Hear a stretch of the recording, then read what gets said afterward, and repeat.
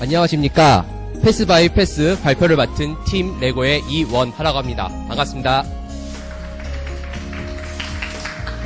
참고로 이름을 레고로 만든 이유는 같은 블록이라도 다르게 표현할 수 있고 이름만 들어도 창의력이 솟아나 보이기에 정했습니다. 지금부터 저희 팀에서 개발한 패스 바이 패스에 대해서 말씀드리겠습니다. 우선 간단하게 목차부터 보시겠습니다. 저희 팀의 발표 순서는 현황 분석, 구현계획, 실행방안, 사용기술, 기대효과, 그리고 마지막으로 후기입니다.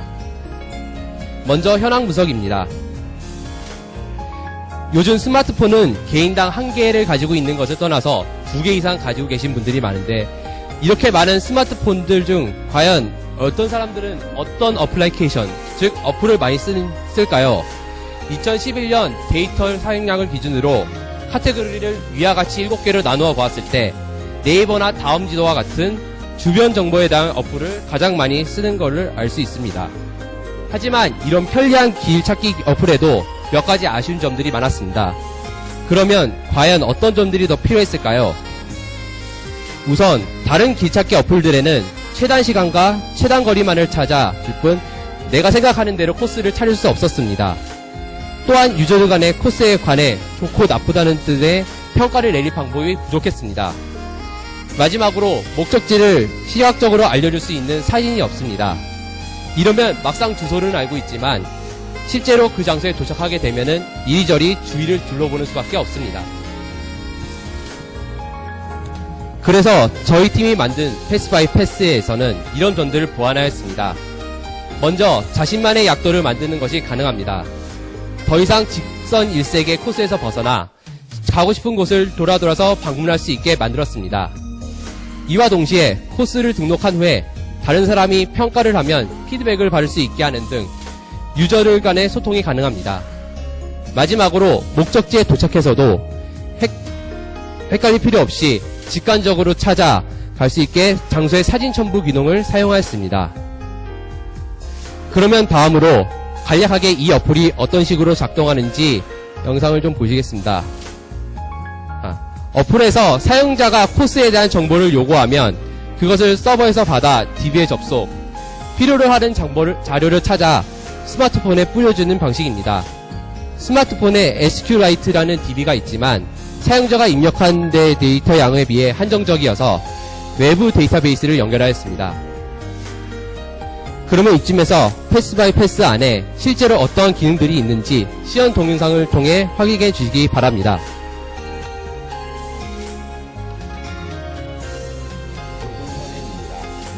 로그인 영상입니다. 어플을 클릭 시 로그인 화면이 나오고 페이스북 계정으로 로그인을 합니다. 페이스북 계정의 아이디를 추출한 후에 회원 정보 등록 화면에서 닉네임과 간단한 자기소개를 적습니다. 다 적으셨다면 아래 화살표를 눌러 완료합니다.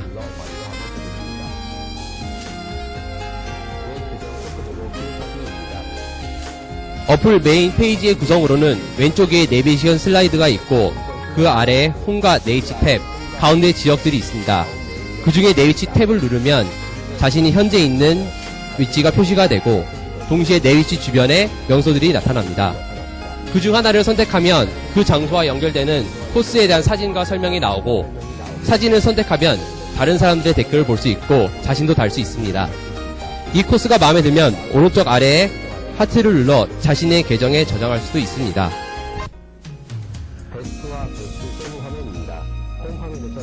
홈 화면에서 지역을 고르면 베스트 세부 화면으로 이동합니다.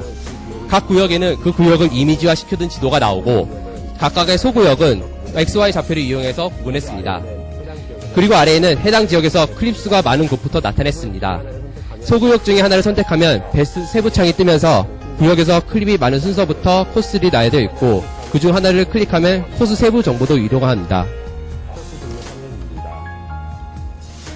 내비게이션에서 코스 등록 탭을 누르면 코스 등록 화면으로 이동하여 자신만의 코스를 만들 수 있습니다. 가운데 지도의 디폴트 화면은 현재 자신이 있는 곳이며 아래 창에서 지점을 검색하면 지도에 표시가 됩니다. 코스를 만들기 위한 지점들을 전부 검색하셨다면 이제 각각의 시점을 고른 후에 카메라 그림을 눌러 디테일 코스 화면으로 이동합니다. 디테일 코스 화면으로 넘어오면 아까 고른 장소에 관한 사진을 등록하여서 간단한 설명을 쓸 수 있는 창이 나옵니다. 아래 아이콘들을 이용해서 사진을 추가, 삭제할 수 있고 설명 쓰기까지 끝났으면 저장을 한 후에 체크 표시를 눌러서 애드 코스 화면으로 돌아갑니다. 모든 지점에 대한 설명을 마치고 나면 미리 보기 창으로 그동안 자신이 만든 코스가 나옵니다. 마지막으로 자신이 만든 코스의 이름을 등록하면 로컬 베스트 화면에 게시됩니다.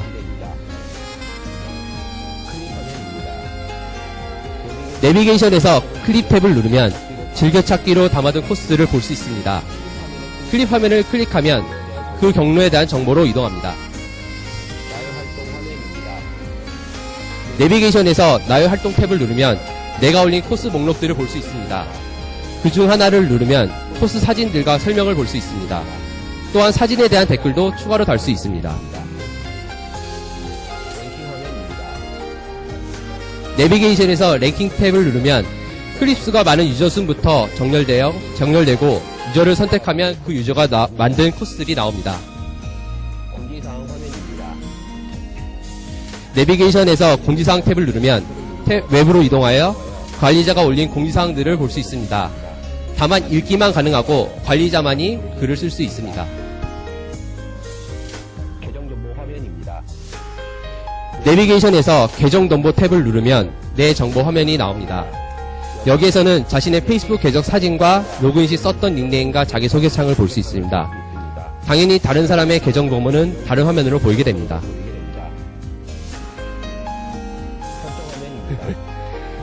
내비게이션에서 설정 탭을 누르면 설정 화면으로 이동합니다.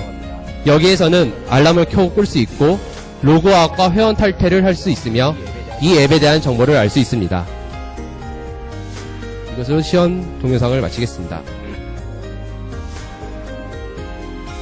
다음으로 저희가 이 앱을 구현하는데 필요로 했던 툴들을 살펴보시겠습니다. 먼저 안드로이드 쪽에는 안드로이드 SDK 플랫폼을 이용했고 페이스북 API로 계정 정보를 불러왔으며 다음 API를 이용해서 지도 데이터를 가져왔습니다. 그 후에는 제이슨과 잭슨을 이용해서 데이터베이스에 있는 데이터를 가져왔습니다.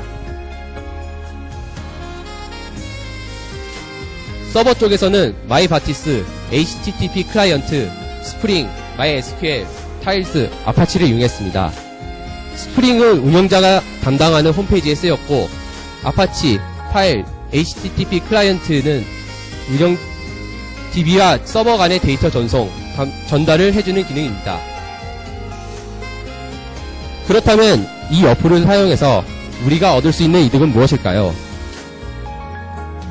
첫 번째로 아까 영상에서 보셨다시피 코스의 등록이 편리하기 때문에 누구나 쉽게 사용할 수 있습니다. 두 번째로 정보의 공유로 인해 다른 사람들과의 소통이 증대되면서 블로그를 통한 홍보 효과를 창출할 수 있습니다. 요즘 들어서 정보 공유가 블로그뿐만 아니라 페이스북, 트위터 등의 SNS를 이용한 형태로 변화하고 있다는 점에서 더욱 유용하다고 할 수 있습니다. 마지막으로 각 코스 지점마다 사진과 설명을 곁들이기 때문에 음식점, 가게들의 홍보 효과가 증대됩니다. 이로써 어플에 대한 설명을 마치고 저희 팀 레고의 팀원들을 소개하겠습니다. 왼쪽부터 신창훈, 윤희준, 그 다음에 저희 팀장님인 정재철, 그리고 저 이원아까지 있습니다. 이로써 저희 패스 바이 패스의 발표를 마치겠습니다. 들어주셔서 감사합니다. 다음은 4조 나물 발발이 팀이 발표하겠습니다.